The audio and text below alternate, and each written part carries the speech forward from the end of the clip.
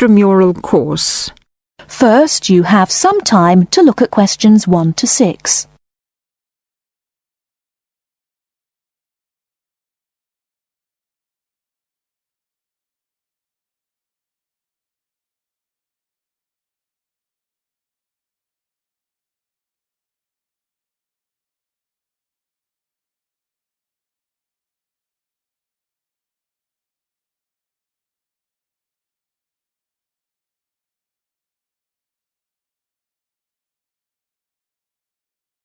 Now, here is the conversation. Now listen carefully and answer questions 1 to 6. Hi, Jenny. What are you doing down here? Oh, hello, Steve. Well, I'm trying to fill in this form, but I'm having a bit of a struggle as I sprained my wrist playing tennis yesterday. Don't worry, I'll do it for you. Let's have your pen. Right, fire away. Let's see. I want to do the drama and theatre studies. I'd like to get the certificate. The course number is 60201. No, sorry, 202. It seems to be on Thursday at 7:30. Yes, well, we don't have to put all that down. Now, I suppose we can call you Miss? Don't be funny, and spell my name right. Well, if you'll have a name like Jenny McPherson, let's see, it's M-A-C. No, big M, small c, no A. Right, M-C-P-H-E-R-S-O-N. Yes, okay, and don't forget it's a capital P, McPherson. Now, what's your address? Well, I've just moved, so it's 6 Westway Avenue, Longford. Hang on, don't go so fast. 6 Westway Avenue where? Longford. What's next? Your phone number, daytime and evening. Well, I've only got one, as we can't have calls at school in the daytime, so put down the evening one. 605-4829. 4829, okay. And you're a teacher. How old are you? 29? Wish I were. No, 32. Before you hear the rest of the conversation, you have some time to look at questions 7 to 10.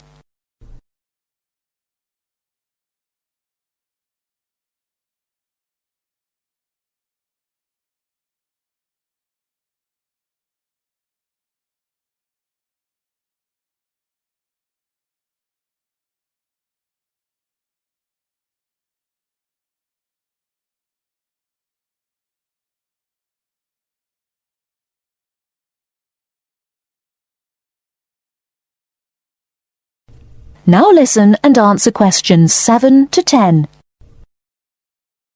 Do they want my date of birth? No, don't seem to. Just age. How about educational qualifications? Well, I've got a degree in English literature and a diploma in media studies. Media studies, right. Now, have you ever done any of these extramural courses before? No, don't think so. Although I did do something on psychodrama once. But no, it wasn't extramural, was it? That seems to be it, except for the fee. Yes, well, that's the same for all the central courses. I think £25. I suppose I have to include it with this form. Looks like it. Do you want me to write the cheque out for you? But you'll have to sign it. That is the end of part 1. You now have half a minute to check your answers.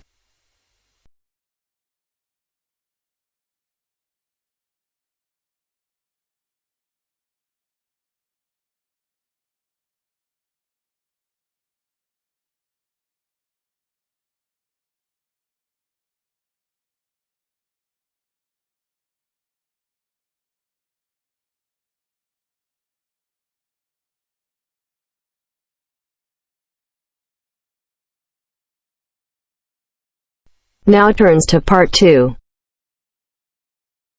Part 2. First, you have some time to look at questions 11 to 15.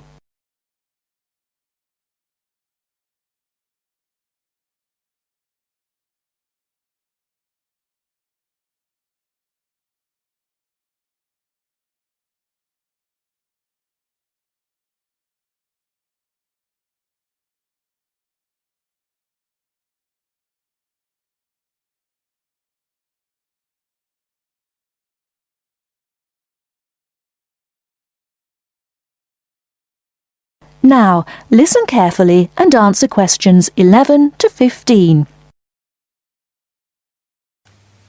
Hi, everyone. I'm a bit nervous about doing this, so, anyway, as you all know, I come from Libya, and I'm going to talk about sandstorms. Sandstorms are very common in the Sahara Desert, and so people in Libya, which is near the Sahara Desert, know all about them. Now, we say sandstorm, but it's not really a storm. There's no rain or thunder and lightning. There are sandstorms when a strong wind picks up sand and carries it. As the wind blows, the sand in the wind causes more sand to move around, and that is also picked up. A very strong wind can pick up a huge amount of sand. Look at my first image on the board here. As you can see, a severe sandstorm looks like a huge wall or wave of sand. Can you imagine that coming towards you? Now, I will tell you what you should do if you know a sandstorm is coming, or even if you get caught in a sandstorm. Extract 2. So, have you decided where you're going on holiday yet? You were talking about Spain. No, we've changed our minds. We're going to Egypt for 2 weeks. Wow, really? When are you going? The second week in August. Egypt in August? You're brave. It'll be absolutely boiling then, won't it? Yeah, that's what I want. We'll go and see the sights early in the morning when it's still quite cool, and then lie around by the swimming pool in the midday heat. I went to Morocco in the summer a few years ago. I couldn't sleep until about 2 in the morning. I always said that if I went anywhere like that again, I'd go in the spring or autumn. Well, I can't wait. You just see my tan when I get back. Before you hear the rest of the talk, you have some time to look at questions 16 to 20.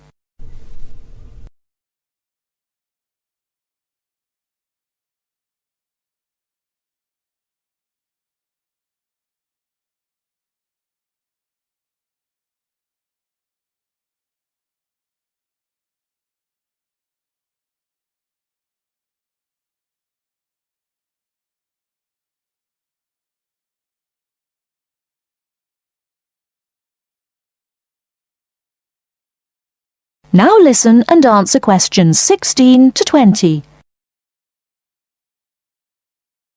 Good evening, Professor Drake, and welcome to the programme. Good evening.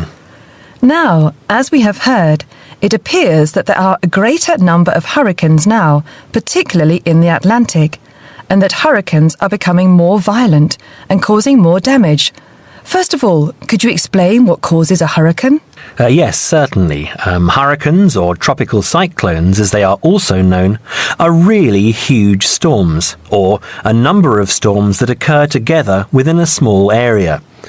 They are caused by low pressure and moist air rising from the Earth's surface, usually the surface of the sea. As the moist air rises, it becomes warmer, and this is what forms the hurricane. If the hurricane is strong enough, it will develop an eye.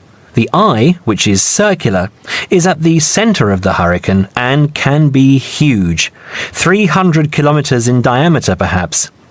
The eye is usually calm. It is the area around the eye wall, where the storms occur.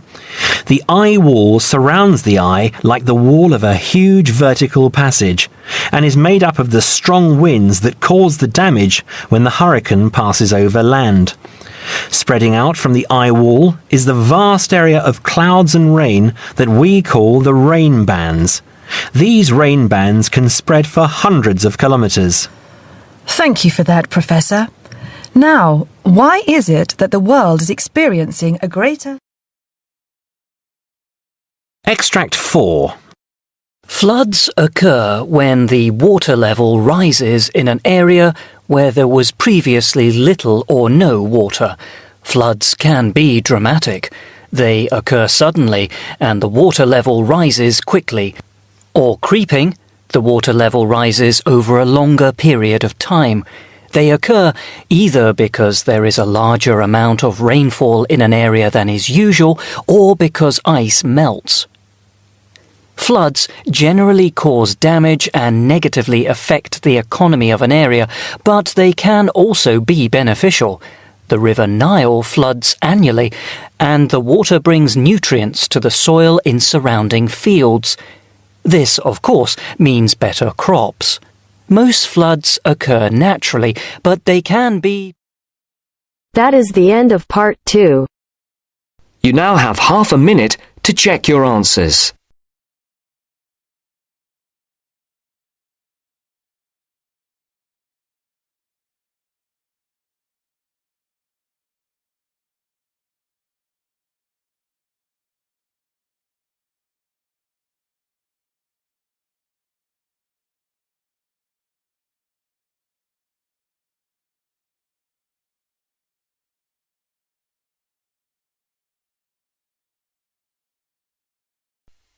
Now turns to part 3.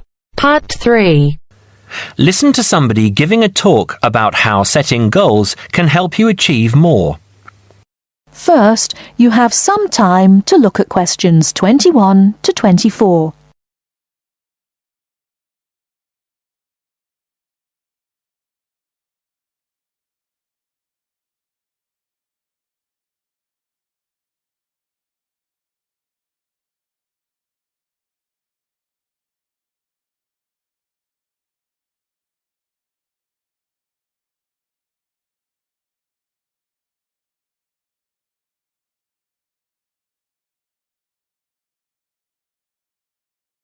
Now, listen carefully and answer questions 21 to 24. Good evening, everyone. It's good to see that so many people managed to make it. An achievement in itself when I'm sure you're all so busy. This evening, I'm going to talk with you about setting goals and how setting goals can help you understand what you really want to achieve. First, though, I'd like to start by saying what I think achievement actually means. I think some people think it's simply about being successful in a job or making money, but it certainly doesn't have to mean that. Achievement is simply accomplishing goals that you set for yourself, doing what you plan to do, and people might plan to do all sorts of different things. Achievement is about realizing your dreams.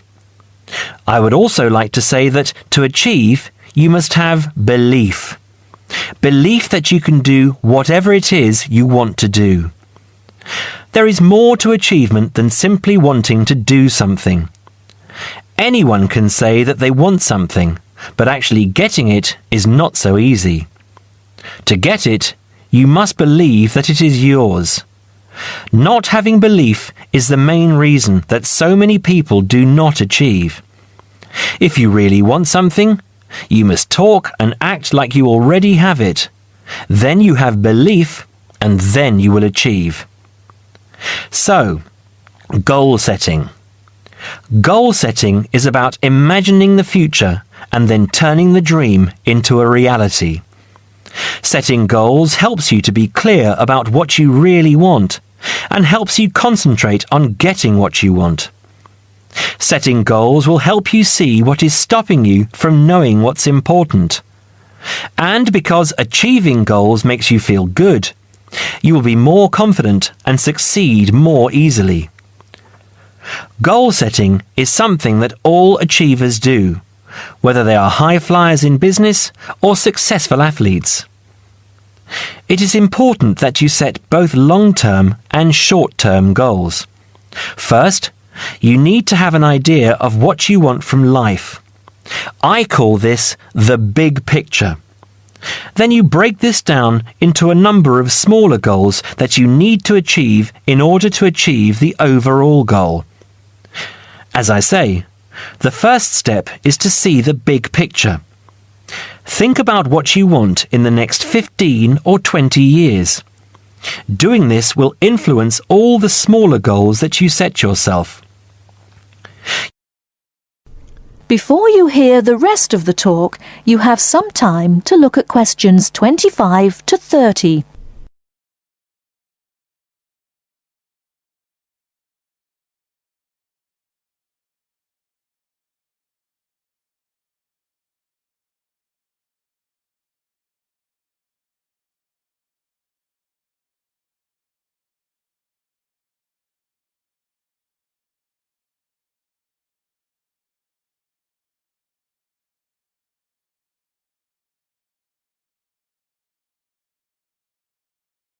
Now listen and answer questions 25 to 30. You need to think carefully about different areas of your life and how they influence each other. You should identify the important areas of your life and try to set goals in each of those areas. Here are the areas that most people want to focus on, but remember that everyone is different. First, think about your career. How important is your career to you? Do you want to be a manager or run your own business? Or are you happy working for other people? Connected to this is the financial side of your life. What sort of income do you want to have? Is wealth important to you? You need to think about long-term relationships. At what age do you hope to be married? Do you want to have children? How much time do you want to spend with the people you love? You need to think about your health and how that could change what you can achieve. How will you stay healthy as you get older? Do you do anything that is not good for your health? And how will you try to do those things less or stop doing them completely? Finally, you need to think about your free time, your hobbies and interests. How much time do you want to have to do what you really enjoy? It is difficult to achieve goals in one area if you feel that you don't have the time to do the things that really make you happy. Now, when you have this overall picture, try to set yourself one goal for each area. Make sure the goals are what you really want and not what you think other people want from you. Of course, in life, it is important to make the people around you happy, but you must focus on what you want. Now, I will go on to talk about how to break your lifetime plan down into short-term goals. But first, does anyone have any questions about what I've said so far? That is the end of part 3. You now have half a minute to check your answers.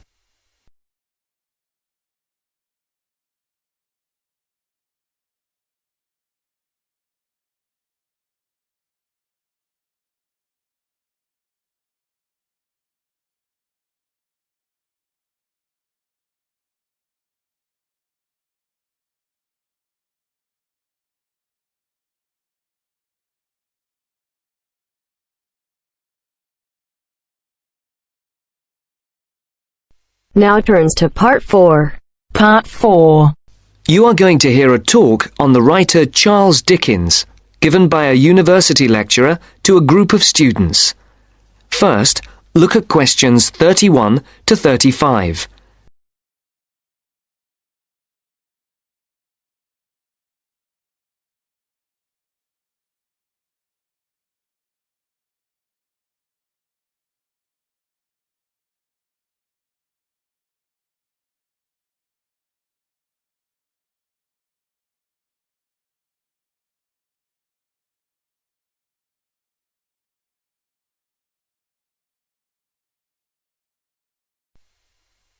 As you listen to the first part of the talk, Answer questions 31 to 35. Good morning.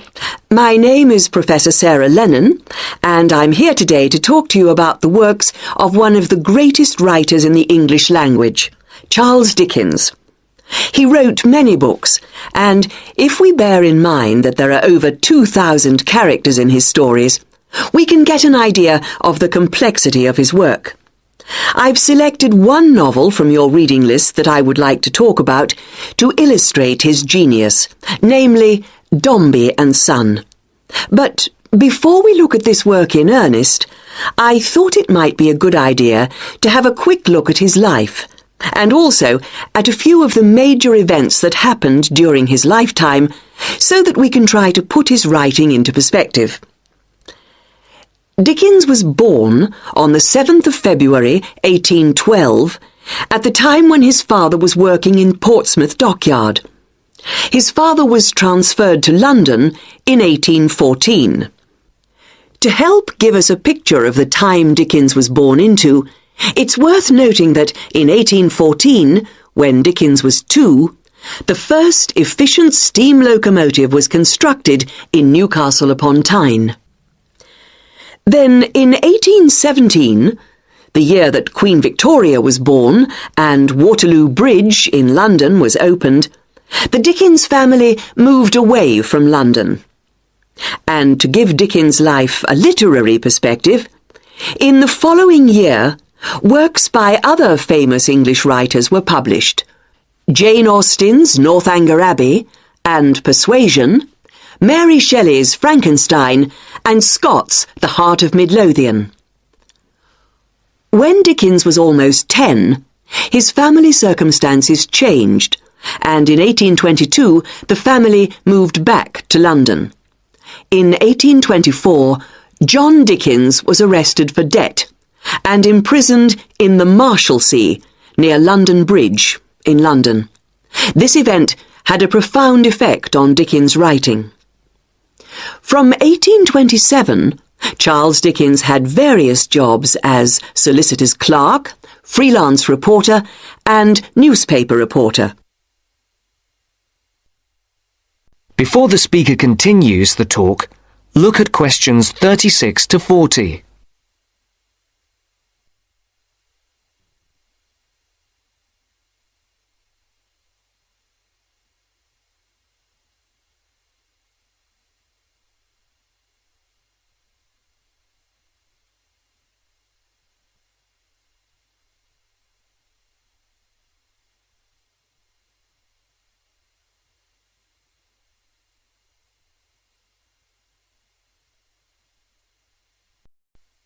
As you listen to the second part of the talk, answer the questions. 36 to 40.